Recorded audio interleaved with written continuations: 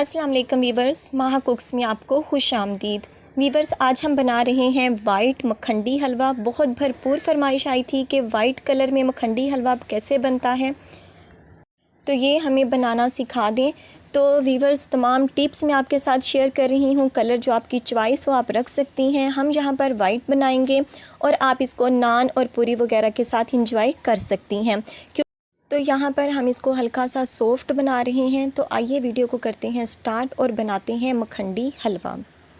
बिस्मिल्लाहिर्रहमानिर्रहीम। तो वीवर्स, यहाँ पर मैंने ले लिया है सॉस पैन और अब हम इसमें शामिल कर रहे हैं घी, जो है मेरे पास 1 कप। अब हमने करना है इसको गरम। हमने ऑयल यहाँ पर यूज़ नहीं करना, देसी घी हो तो यूज़ कर सकते हैं। तो वीवर्स, ये देखें जो हमारा घी है वो अच्छी तरह से गर्म हो चुका है। तो अब हमने यहाँ पर शामिल कर देनी है चीनी। इसी का प्याली की मदद से मैंने यहाँ पर घी शामिल किया था और अब मैं यहाँ पर चीनी शामिल कर रही हूँ। तो यहाँ पर प्याली को मैंने फुल भरा हुआ नहीं है, बल्कि थोड़ी सी ये कम है। तो वीवर्स, यहाँ पर हमने जो चीनी है उसको हिलाना नहीं है, कुछ भी नहीं करना।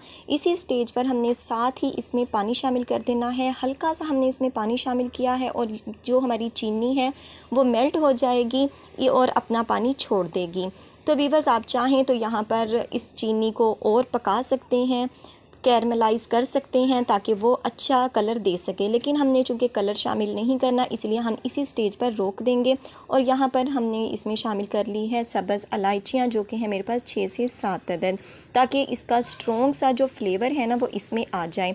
तो वीवर्स, हमने इसको कलर नहीं देना, इसीलिए मैं यहीं पर इसी स्टेज में इसमें सूजी को शामिल कर रही हूँ। अगर आपने कलर देना हो तो आपने चीनी को इस स्टेज पर मज़ीद पकाना है, ताकि जो हमारी चीनी है वो डार्क शक्ल में आ जाए, उसकी शक्ल डार्क हो जाए। तो जो हमारे हलवे का कलर है वो भी डार्क शेड में चला जाएगा। लेकिन चूँकि हम वाइट बना रहे हैं, तो यहाँ पर मैंने 1 कप सूजी ली थी और इसमें 3 कप मैंने दूध के शामिल किए थे। अगर हमने जो सूजी है वो 1 कप लेनी है और 1 कप ही हमारा जो दूध होगा, तो हमारा जो हलवा है वो दानेदार नज़र आएगा। अगर हमने इसको सॉफ्ट बनाना है तो हमने 3 गुना इसमें पानी या दूध शामिल करना है।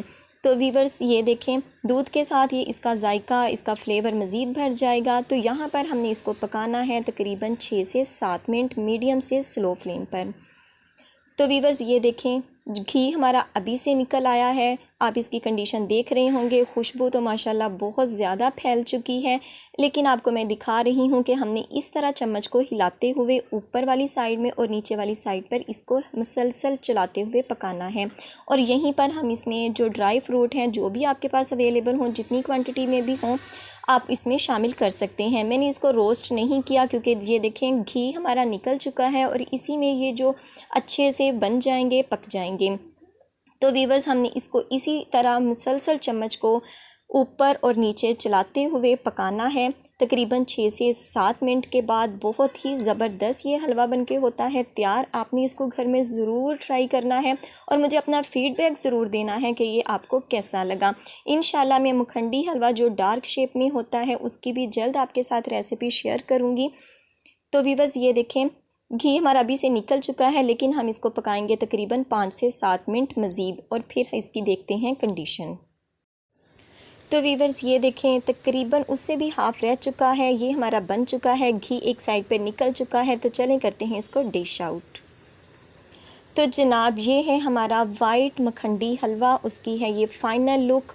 बहुत ही ज़बरदस्त बनकर हो चुका है तैयार। आप इसको एंजॉय कर सकते हैं नान के साथ या इसको एंजॉय कर सकते हैं पूरी के साथ। तो वीवर्स, इसे घर में ज़रूर ट्राई कीजिएगा। मुहर्रम हो, मिलादुल ईदुल नबी हो, शबरात हो या कुंडों की न्याज दिलवानी हो, तो ये मखंडी हलवा बिल्कुल परफेक्ट है। बनाइए, तकसीम कीजिए, खाइए और खिलाइए और दुआओं में याद रखिए। और वीवर्स, आखिर में वही रिक्वेस्ट कि वीडियो अच्छी लगे तो वीडियो को लाइक और चैनल पर नए हों तो सब्सक्राइब करना मत भूलिएगा और बेल आइकन को ज़रूर प्रेस कीजिएगा ताकि आने वाली हर नई वीडियो का नोटिफिकेशन आपको बर वक्त मिल सके। तो इंशाल्लाह मिलते हैं अपनी आने वाली किसी नेक्स्ट वीडियो के साथ। तब तक दुआओं में याद रखिएगा।